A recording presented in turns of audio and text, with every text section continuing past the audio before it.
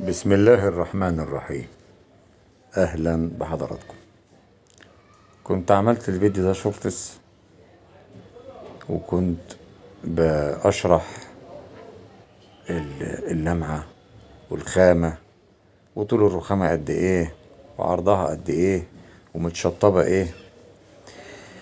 بس قلت لنفسي كده كده ايه، مفيش مشاهدات، فاللي يبقى يسألني على مقاسها ابقى اقول له مقاسها، اللي يسألني على نوع الحلة ابقى اقول له نوعها، بدل ما انا عمال اهري وانكت في نفسي ومحدش بيتفاعل. زي ما حضراتكم شايفين كده، ده اللي بيشاهد يعني التفريغ، التشطيب ضفيرة نفس النوع نفس اللون. حطيت سدابة 5 سنتي وشطفتها من جوه وعملت التشطيب اللي حضراتكم شايفينه ده.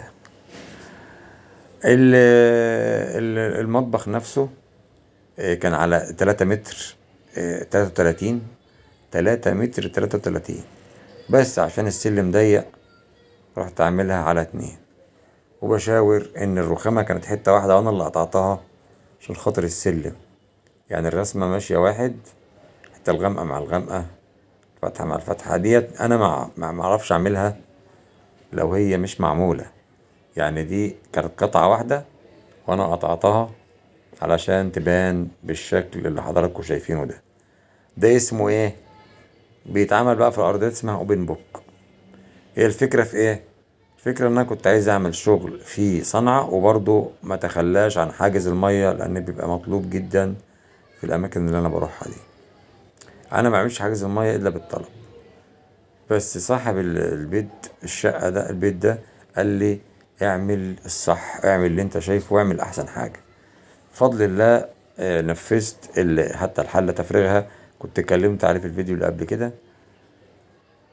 وبس يعني الفكرة كلها ان انا ما عملتش حاجة جديدة، الجديد كله ان انا عملت حاجز المية مع السدابة، زي ابو عبد الله ما قال لي ايه، ما تعمل كذا مع كذا. كان اقتراح حلو وانا فكرت فيه بعدها ورحت منفذه. زي ما حضراتكم شايفين الحلة متسقطة اكنها ليزر. الشغل الاوبن بوك اللي هي القطع حتة واحدة بس قطعتها علشان السلم ما كانش هيسمح لنا نشيلها، وكمان انا جايب الرخامة دي متفرغة من المصنع، ما كانش ينفع افرغها في مكان الشغل لان الشقة متشطبة معمولة نقاشة ومعمولة كل حاجة. هنا التصوير بقى واضح انها فعلا حتة واحدة ومركز عليها جدا. الوزرة دي عملتها 8 سنتي ارتفاع، و ورحت مقفل حوالين المطبخ كويس ولزقت الحوض كويس جدا الحمد لله، كعهدي يعني بأي حلة بعملها. بس اللي كان عاجبني هنا ان الخامة كانت عجباني جدا، غير ان انا بجيب خامة نظيفة، بجيب خامة فيها لمعة، بخدمها كويس، بصرف عليها بجد، مش اي حاجة. يعني عمري ما حطيت حاجة على الوش، مش من طبعي ان انا اغش اي مخلوق.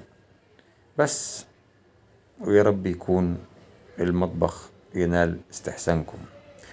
دمتم في امان الله. السلام عليكم ورحمة الله وبركاته.